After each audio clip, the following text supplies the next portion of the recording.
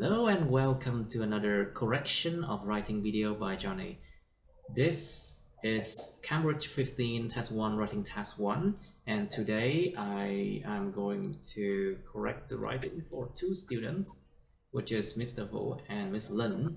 The others, I'm sure they are busy or they are sick, so they cannot do their exercises, which is a shame. So let's do it now.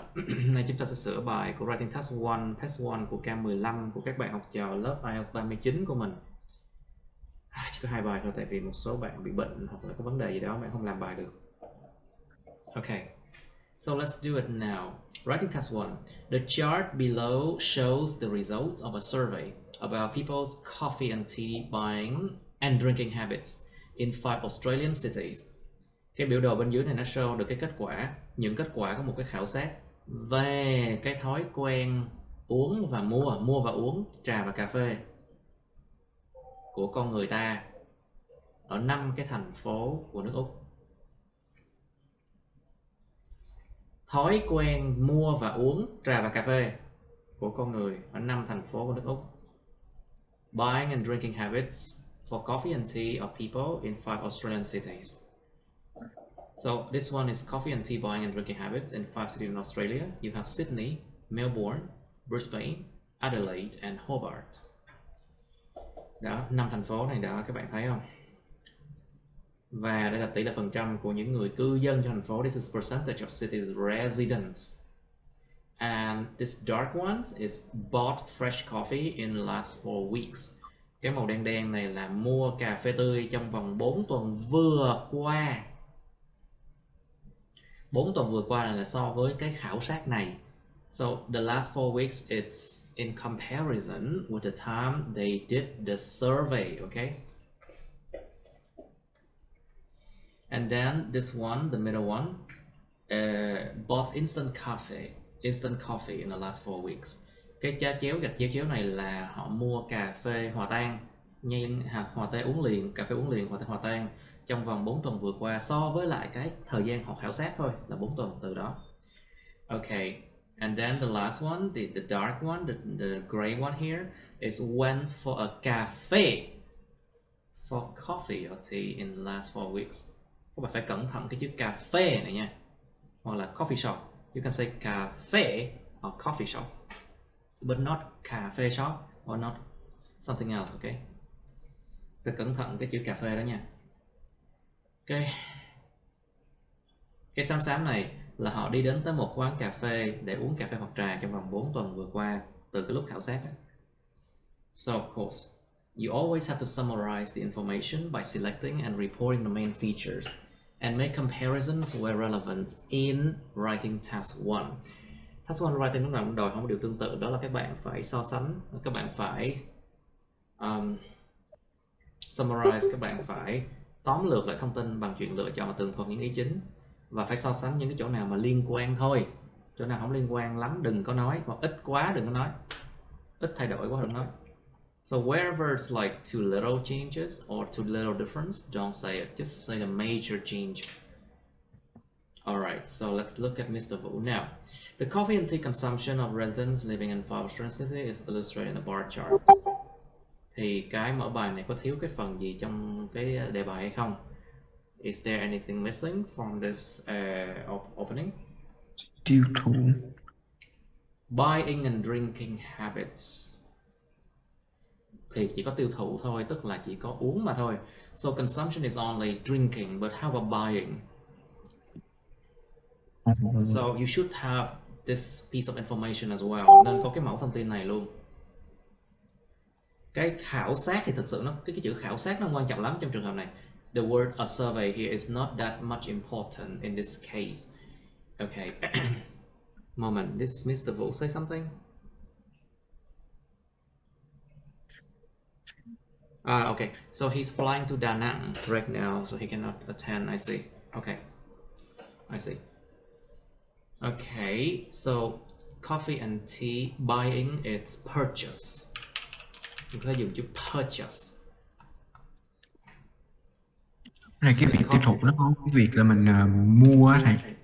Mua nhưng mà có uống hay không chuyện khác nha. if you buy it, and it's different from you drink it, of course, because some people they buy but they don't drink it because they may buy it for their family but don't drink themselves. Có thể họ mua cho cái gia đình của họ mà bản thân họ không có uống chẳng hạn. So purchase and consumption, you need this piece of information as well. Mình cần cái mẫu thông tin này, nó thiếu hụt từ cái đề bài. This piece of information is missing from the essay title, okay?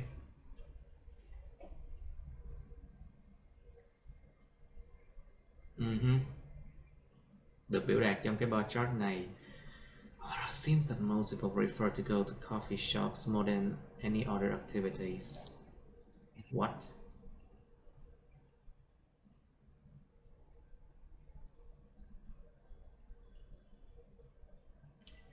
Có vẻ dường như rằng phần đông con người ta thích đi đến những quán cà phê nhiều hơn bất kỳ hoạt động nào khác. Thì cái này nó chỉ nói về cái chuyện đến cà phê thôi, trong vòng 4 tuần vừa qua thôi, chứ nó có nghĩa rằng là con người ta thích đi cà phê hơn là đi đến những hoạt động khác không mọi người? So in this essay they talk about going for cafe, but does it mean that people here like to go to coffee shop more than any other activities? Suy luận, come on, think. Class? Most people prefer to đi cà phê. Cái bài này có thể suy ra được là con người ta thích đi cà phê hơn là những hoạt động khác không? It's not in there, right? So this is not a safe assumption. Đây không phải là một cái giả định an toàn. Đây là một cái điều mình giả định ra thôi nhưng mà không an toàn. This is not safe. So you should not write like this. Không nên ghi như thế này nha. So you shouldn't do this. Unsafe assumption. Giả định không an toàn nè. While the habits of purchasing fresh coffee is significantly less common in all cities in the last 4 weeks. Thói quen mua cà phê tươi thì nó ít thông dụng hơn rất nhiều so ở tất cả thành phố trong vòng 4 tuần vừa qua.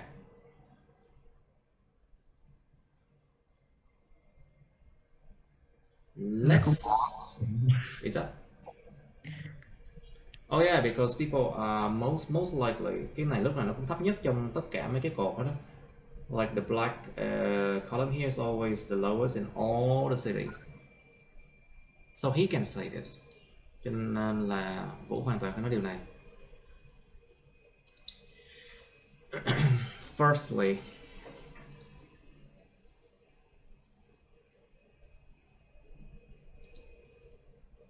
nếu mà cái này là động từ chính đi thì cái chỗ này thì cái đống này nó phải bắt đầu từ đây, nó mới là cái chủ ngữ này. If this is a main verb, this one must be the subject. But if this is the subject, this must be the main verb, and this one is object. Đúng không? Thì nếu cái này là chủ ngữ nè, is là động từ nè, thì a large proportion of city dwellers in 3 cái thành phố này thì nó là tân ngữ. Thì đằng sau này không thể có visited ở đây được. Một động từ khác ở chia thì ở đây được. You cannot have another verb like this. So let's just say a large proportion of city dwellers visited a coffee shop. Approximately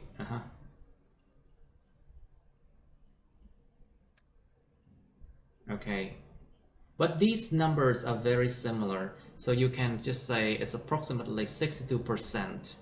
Những cái con số này rất là giống nhau cho nên mình có thể gộp nó lại thành một con số 62% chẳng hạn. Xấp xỉ 60 đi, let's say about 60%.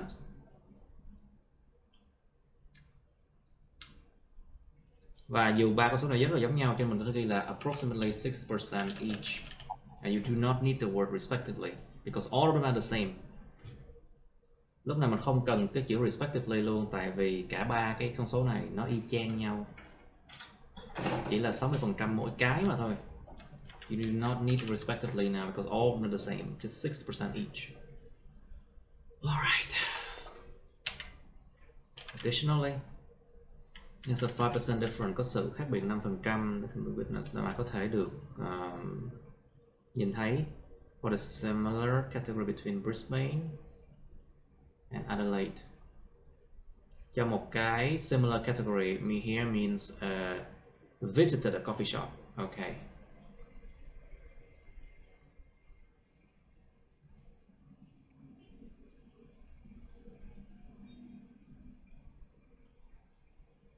No. This is wrong. Có một sự khác biệt 5% là sao? Cái chỗ này nó rớt một cách đáng kể luôn so với những thành phố khác, đâu có 5% đâu các bạn. À không, nhưng mà giữa Brisbane và Adelaide mới là 5%. Okay, between Brisbane and Adelaide, okay, this is a 5% difference. Okay. Okay, this is good. Okay, this is good. Nhầm, sorry. Okay. Một cái hạng mục giống như vậy luôn, tức là vẫn nói về cái went to cafe for coffee in the last 4 weeks. It's the same category, so it's this one they're talking about. Secondly, nearly half of the inhabitants purchase instant coffee. Gần như một nửa những người cư dân mua cái cà phê hòa tan. Yeah, it's somewhere like half, okay? Nearly half. And the figure in Brisbane and Hobart, it's a similarity. Con số Brisbane và Hobart là một sự giống nhau. Gần như xấp xỉ, cả hai đều xấp xỉ 25%. Well, this is a good comparison, yeah. Cũng một sự so sánh khá ổn. Alright, who bought fresh coffee? Bây giờ mới qua fresh coffee nè. Now fresh coffee was never as high as, đã không bao giờ là cao như 45% in any other 5 cities. Tức là nó chưa bao giờ đạt được con số 45% cả. So it has never reached 45% in all 5 cities. Okay. Nó là in all 5 cities mới đúng chứ không phải là bất kỳ 5 thành phố nào khác. It's in all 5 cities. Not any other 5 cities. What do you mean by that?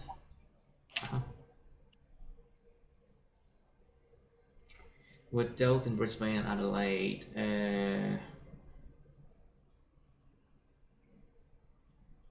với những người ở Brisbane and Adelaide ở gần 35% đi, cái này không có cần thiết. This one you do not need this one. At almost 35%. Less likely than the other 3 cities to do so. Ít có tiềm năng hơn những thành phố khác, 3 thành phố khác để làm điều đó.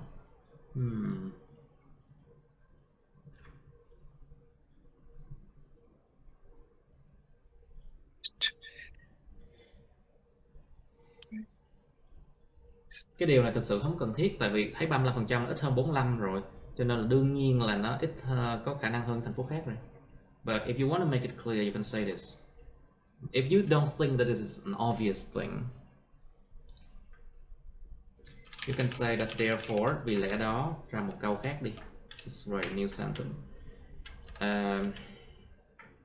These two cities, hai cái thành phố này thì ít có khả năng hơn. Therefore, these two cities are less likely than others than those in the other 3 cities to do so. Hai cái thành phố này thì ít có tiềm năng hơn là những người ở 3 thành phố khác để làm điều đó. To do so means buy fresh coffee. Okay, but 164, actually 62. Nói chung cách diễn đạt này cũng được. This is not bad. Just some changes and he will be okay. Không tệ lắm. Cái màu này cũng màu cà phê sữa không ta? This is a coffee, milk coffee colors and is that milk coffee? No. Yeah, cái nền này giống như là nền của quán cà phê. This was like a background in coffee shop, you know. And this one is like milk coffee color. All right, Miss Lin, your turn. Are you excited? Yeah. Of course, you should be excited because after this one, I can go and rest. And you can go and rest too. But remember that you have test 2, which is due on Saturday next week. Thứ sáu phải làm sửa writing test 2 nha mọi người, không có em bận này, em bận cái kia, em bị cái này bị kia nha. You have to do. It's a deadline on Saturday, which is gonna be writing test 2. Okay. Now, Miss Lynn, a column chart. Biểu đồ cột, compares and contrast, so sánh và tương phản. Cái kết quả có một cái questionnaire, có một cái câu cái khảo sát có bằng cái chữ là bảng câu hỏi không? Is a survey equal to a questionnaire? That's a question. Một cái khảo sát có thể có nhiều cách để họ làm, chứ nó không chỉ có a questionnaire. Cho nên em dùng cái từ questionnaire này là nó không đúng nha. Từ cái từ questionnaire em đưa ra thành khảo sát được, nhưng mà từ khảo sát qua questionnaire nó lại không đúng. Tại sao? Tại vì nó đi sâu hơn, chi tiết hơn, nhưng mà nó lại không có thể hiện đúng cái ý trong đề. Even though questionnaire is only a small tool in a survey, but when you say a questionnaire here, it narrows down, nó làm hẹp lại. It narrows down the meaning, and this is not good. Let's just say a survey about the habits of buying and drinking. 2 beverages. 2 thức uống hả? Okay, you can say 2 beverages. You can say coffee and tea later. Agreed. Metropolises. Let's check his word out.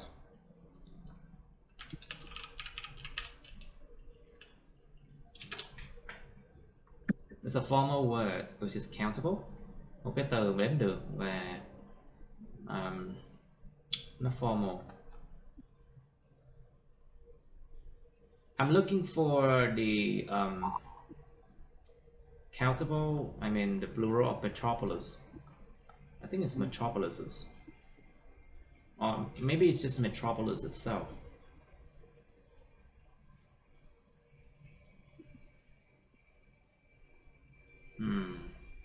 I'm not so sure. Let's check it out later. A closer inspection highlight cái sự mà nhìn, quan sát, closer, quan sát kỹ hơn. A closer inspection means like you inspect things further. It highlights that, nó chỉ ra rằng, nó làm rõ lên một điều rằng.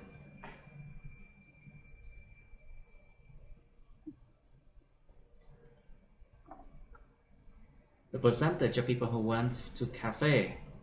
Những quán cà phê nha, tại vì đương nhiên là nguyên một đống người này không thể đi đến cùng một quán cà phê được á, cùng một quán cà phê được á. So it's like they cannot all go to one cafe, you know. So of course all of the city they have to go to cafes.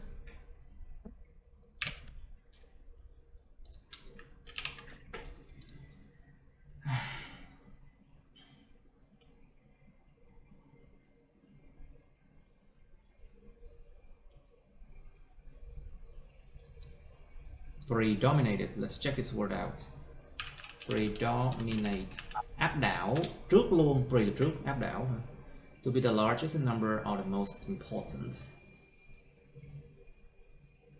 Predominate. Intransitive verb. Nó sẽ không có gì đằng sau, không có tâm ngữ. So there's no object after that. Okay.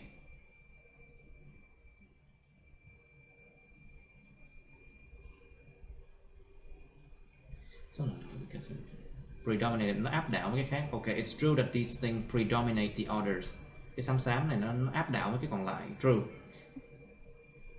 This gray one predominates the other one. It's true. With the exception of Adelaide. Với cái ngoại lệ của Adelaide. Okay, so oh yeah, this one.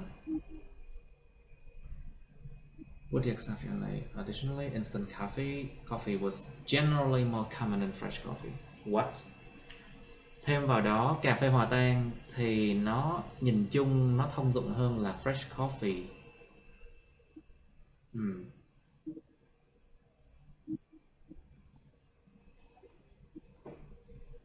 Okay, here it means they bought instant coffee more than fresh coffee, but I don't think the word common it's a right right word here. I think the word popular is a better word here. Something common is something that you see it a lot. Cái chữ common là một cái gì đó mình thấy rất là nhiều, nhưng mà thầy nghĩ là từ hợp nhất ở đây là từ popular, được nhiều người sử dụng. Tại vì cái chỗ này em thấy rõ ràng là cái instant coffee nhiều người mua và xài, đúng không? Cho nên cái chữ popular nó phù hợp hơn, I think. Because the word popular, it means like a lot of people use it and they know about it. So I think here it's a better word to use compared to the word common, I think.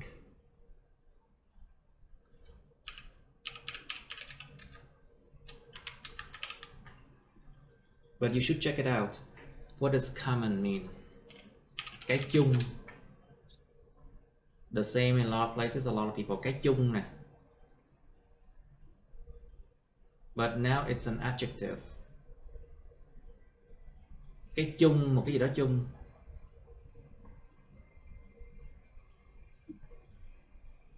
Điển hình của tầng lớp xã hội thấp. Thường quá, chứ thường quá. But nè, this is the meaning you are looking at, right? Usual. Vấn đề thông thường. Thông thường, cái chữ này là chữ thông thường. Nhưng mà popular thông dụng bởi nhiều người. Thông thường tức là em thấy nó nhiều, nhưng mà liệu nó được sử dụng nhiều bởi nhiều người hay không là chuyện khác nha. The word common means it's you see it everywhere, right? You found frequently in many places among many people, so you see it everywhere. But the problem is here the focus is on whether people buy it or use it. Cái tập trung ở đây là vào cái chuyện mà con người ta mua nó và sử dụng nó, cho nên nó phải dùng chữ thông dụng. You need the word popular here because the focus on buying and using. Phải dùng chữ thông dụng nha. More popular than fresh coffee. Như được mà biểu đạt. As is illustrated. Viếng thăm những quán cà phê nha. Tại vì không có ai viếng thăm một quán cà phê thôi, mà nguyên 5 thành phố có một quán cà phê chắc nó kiếm lời lắm luôn á. Of course, there are many cafes in all 5 cities. Many of them. The habit và cái thói quen nói chung thôi. It's just the habit in general. So no S, okay? Nên coi kỹ cái vụ có số ít, số nhiều đếm được hay không nha Linh. You need to see which one is countable, which one is uncountable, in which case. For coffee or tea in Sydney, Melbourne and Hobart. Cái chỗ này có phải không? Should there be a comma here? Ví dụ dấu phẩy Oxford, you remember the Oxford comma, right? A, comma, B, comma, N, C. A, phẩy, B, phẩy và C. Look at this one, be careful with the Oxford comma. Dấu phẩy Oxford. Witness a...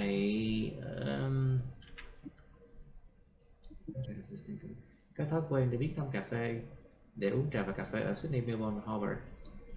Đã chứng kiến một cái sự giống nhau. Witness a similarity. Accounting for over 60% each. Sydney, Melbourne, Hobart. Đúng rồi, lúc nào cũng khoảng hơn 60. It's always more, but a bit more than 60%. Following that of Brisbane, theo điều đó của Brisbane với gần như 55%, Brisbane with, mà nó exceeded, mà nó vượt qua số đó của Adelaide bởi 5%, which exceeded that of Adelaide by 5% at roughly a half. What? Gần một nửa, what do you mean? What? At roughly a half? What? Gần như một nửa. Ủa Linh, ý em là gần một nửa là sao? What do you mean at roughly a half?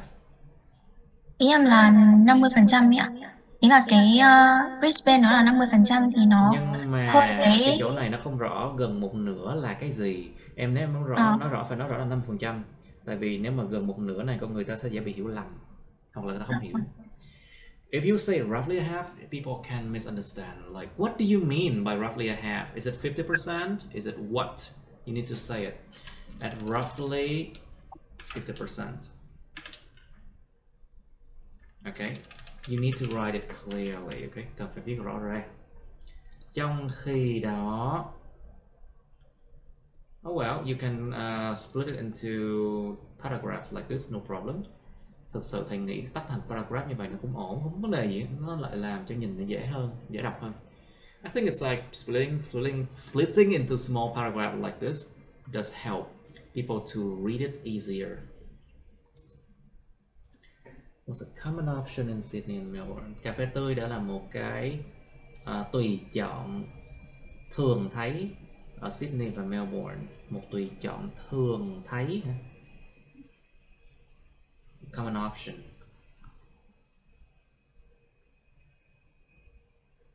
Sydney and Melbourne.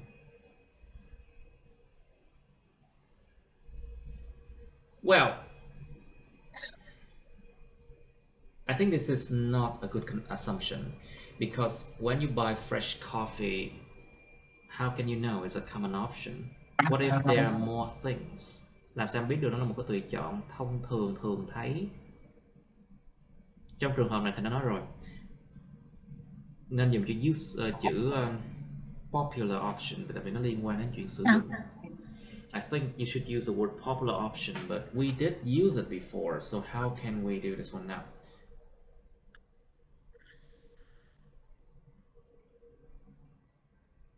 Được nhiều người sử dụng.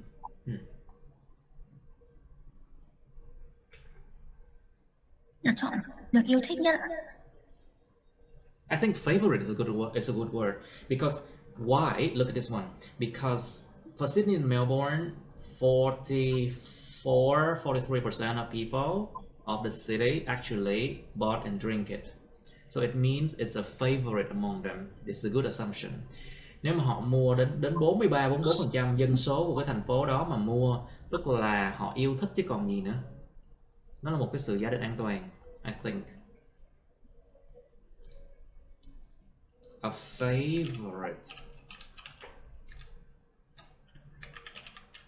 favorite option is một cái tùy chọn ưa thích thì nó mới lên tới con số 45. If it's a favorite option, it will go to that number, 45%, you know.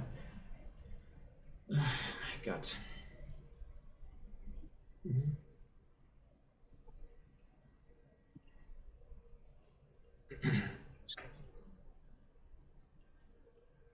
Nếu được so sánh với gần 4% thôi, Harvard.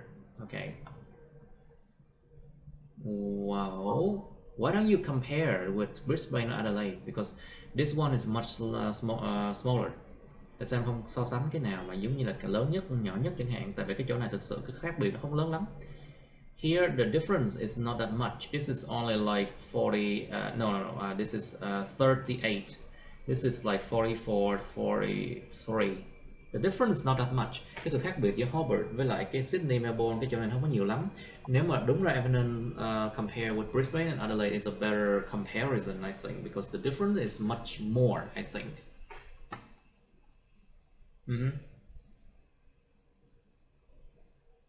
Okay, in Brisbane and Adelaide, this figure was slightly lower, representing more than a third. Đại diện cho hơn 1/3 hả? Of course, this one is chỗ này Linh là viết hơi bị confusing rồi. What do you mean representing more than a third? Ý em là sao, là đại diện hơn 1/3 là như thế nào? Ý em là chiếm hơn 1/3. Cái gì chiếm hơn 1/3? Cái đống này là nó chiếm hơn 1/3 của cái gì? Brisbane and Adelaide. Cái đó là 34 đi, cho là 34 đi, thì là 1/3 của cái gì?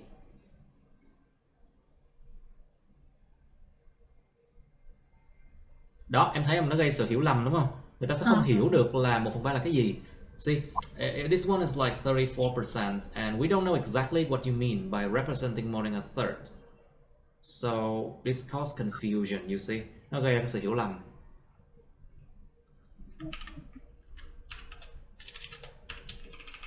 So this one decreases the logic, decreases the CC score. Nó giảm cái điểm cohesion của em xuống, tại vì không hiểu lầm này. Gây hiểu lầm này.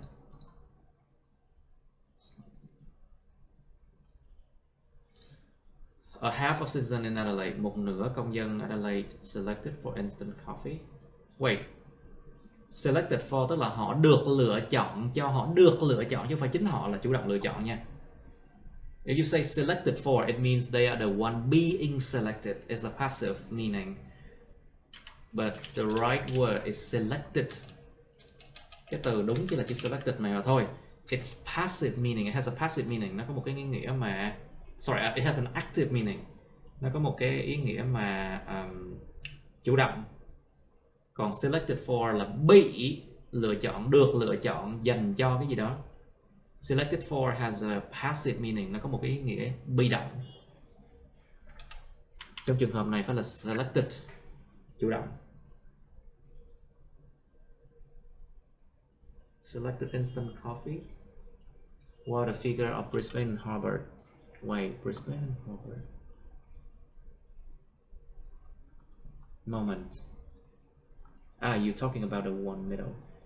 Okay, this one, Brisbane, Hobart. Okay, got it. What's nearly Adelaide? Half. Okay, this one is nearly 55%. Okay, good. Finally, data. Nhưng mà cái chỗ này nó giống liệt kê số liệu quá. This one is like you are just saying out, just talking about numbers. You didn't really compare. Okay, this is a comparison because you say equivalent. Có một sự so sánh tại em nói là chữ bằng nhau. Okay.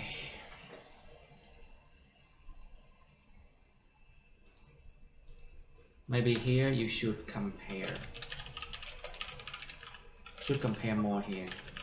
Nên so sánh nhiều hơn ở đây, I think. Alright, any question? Class? Thầy ơi.